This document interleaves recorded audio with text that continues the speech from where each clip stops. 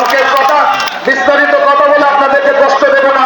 শেষ একটাই কথা বলে যায়, আর ভারতবর্ষের বুকে আঘাত আইন আসতে চলেছে মেম্বার অফ পার্লামেন্ট থেকে।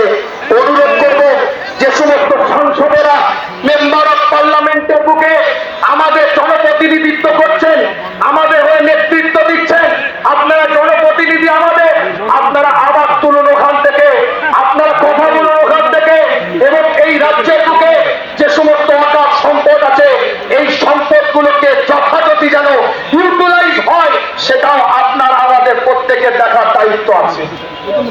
আল্লাহ আমাদের সকলকে কবুল করেন, সকলে বলেন আমিন। সকলকে সালাম ভালোবাসা দিয়ে দরবারে ফুরফুরা শরীফ থেকে আপনাদের খেদমতে আপনাদের দিনের আওলাদ এসেছিলাম।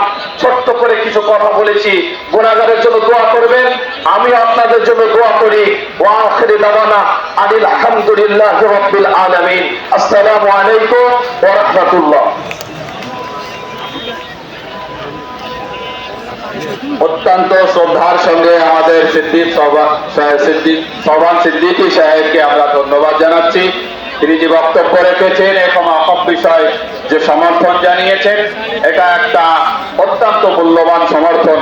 এরপরে আমি সময় দীর্ঘায়িত না করে